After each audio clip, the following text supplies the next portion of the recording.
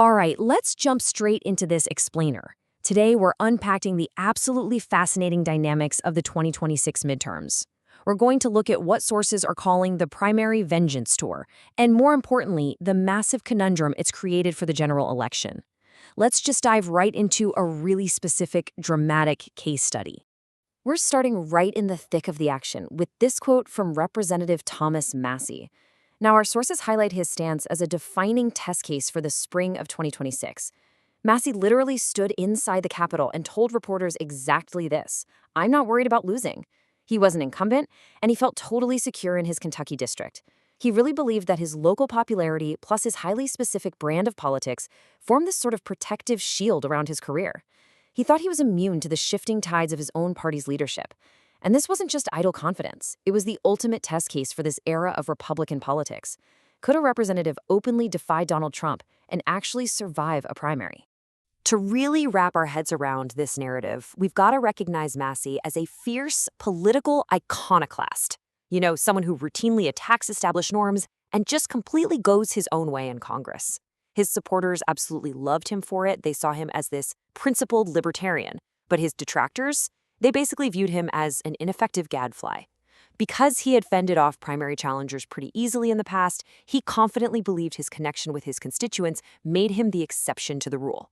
And the ironclad rule of modern Republican politics is this: opposing the party leader starts a ticking clock on your career. So Massie really put that iconoclast identity into practice through some very specific policy clashes. And these put him right in the crosshairs of party leadership. He didn't just disagree quietly behind closed doors, no way. He voted against major government funding bills. He publicly criticized the president's tariffs. He was actually one of the only Republicans to oppose the One Big Beautiful Bill Act, citing fiscal concerns. He loudly condemned unilateral military attacks on Iran, and he even led a successful bipartisan effort to force the administration to release its files on Jeffrey Epstein. Each one of these actions was a deliberate, highly visible step away from the party line. He was basically setting the stage for a massive collision. Well, you can probably guess how the party's leader responded, right? The feud escalated dramatically. Donald Trump didn't just send out a standard press release. He filmed a video sitting right at the Resolute desk in the Oval Office, branding Massie as his top political enemy. In fact, he used the exact phrase "worst congressman in the history of our country" twice in about 30 seconds. He elevated a member of his own party to the status of ultimate political foe, making his defeat a higher priority than beating any Democrat. And to make sure it happened, Trump personally recruited Ed Gallerin, a Navy SEAL, to run against Massie in the primary. Now, the crucial point here is the sheer magnitude of the retaliation. $33 million. Let that sink in for a second. Because of the intense focus from Trump and his allies, combined with millions just pouring in from outside groups who opposed Massie's foreign policy stances, this became the single most expensive House primary in United States history. It was such an incredibly high priority that Defense Secretary Pete Hegseth actually made a highly unusual detour. He paused his oversight of the war in Iran just to travel to northern Kentucky and campaign personally against Massie. The entire weight of the political apparatus was brought down on one single congressional district. And here is the undeniable outcome. Even after seeing the writing on the wall and dropping last-minute campaign ads claiming he agreed with President Trump nearly all the time, Massie lost. And honestly, it wasn't particularly close. He was defeated by a 10-point margin. The test case was officially resolved, proving beyond a shadow of a doubt that local popularity could be entirely overwhelmed by nationalized influence. So let's zoom out from Kentucky. Massie's race was just one part of a much larger nationwide trend that our sources are calling the vengeance tour. Look at this table. Massie's defeat was essentially the emphatic exclamation point on a sweeping stretch of primary elections. This was a deliberate exercise of power designed to enforce absolute discipline. Across multiple states, we saw a systemic purging of GOP critics.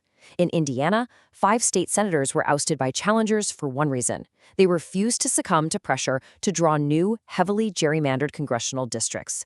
Over in Louisiana, Senator Bill Cassidy, who had voted to convict Trump during his 2021 impeachment trial, was completely crushed. He finished third, getting a measly 25% of the vote and failing to even make a runoff. The message to anyone even thinking about breaking ranks was unmistakable: cross the leader at your own peril. This momentum for base loyalty was so overwhelming that it started overriding traditional party mechanics entirely. Just look at what happened in Texas. Trump completely disregarded desperate, months-long lobbying from Senate Republican leadership who were scrambling to protect incumbent Senator John Cornyn. Instead, right at the end of their runoff race, Trump endorsed Texas Attorney General Ken Paxton, a staunch MAGA loyalist.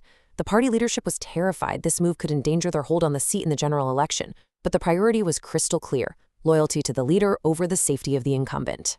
Trump himself succinctly summarized this thorough remodeling of the party right here. By declaring the old guard, or RINOs, largely gone, he was projecting immense electoral force. It's a very clear signal to the entire political ecosystem. The transformation is complete. As one strategist in our sources pointed out, the grassroots energy underneath this movement is unlike anything we've seen in decades. To go up against it in a primary is essentially to abandon all hope. Okay, so here's where things get really complicated. This incredible internal primary strength creates a totally different kind of math for the fall. Let's look at the general election conundrum. The ability to ruthlessly purge critics and enforce loyalty in the spring primaries might be incredibly effective for consolidating power internally, but the data reveals a stark divide when you pivot to the general election. This is a total record scratch moment. Within his own party, Trump commands an overwhelming 82% approval rating. That perfectly explains the absolute dominance in the primaries we just walked through. But among independents, it drops to 26%. To put that into perspective, our sources note that is actually lower than Joe Biden's 28% approval among independents right after his highly scrutinized 2024 debate. Independents are the exact voters who almost always decide general elections in battleground states, and they are overwhelmingly rejecting the very figure that the Republican base demands absolute loyalty to. This brutally honest quote from Republican strategist Mike Madrid highlights the exact danger for the fall. He describes the strategy of battleground candidates yoking themselves to Trump as tying yourself to the railings of the Titanic. That is a brutal image, but it perfectly encapsulates the catch-22 these candidates face. Aligning with the MAGA base is absolutely required to survive the primary election. We've seen the definitive proof of that. But doing so tethers you to a figure who is deeply unpopular with the broader general electorate, which could completely sink your campaign when November rolls around. So as our sources outline, for wayward Republicans trying to navigate these waters, there simply is no survival path in a contested primary. You basically have three exits. You can take the Marjorie Taylor Greene way, which means you curry favor and completely align with the leadership. You can take the Bill Cassidy way, where you vote your conscience on a major issue and just get crushed at the ballot box. Or you can take the Thomas Massie way, stay defiant, mock the leader's policies, and lose soundly anyway. Whichever door you choose, if you are a critic, you are going out. So I want to leave you with this critical question to ponder as we watch the rest of this election cycle unfold. The data and the primary results paint a vivid picture of a party that has achieved near-perfect internal discipline.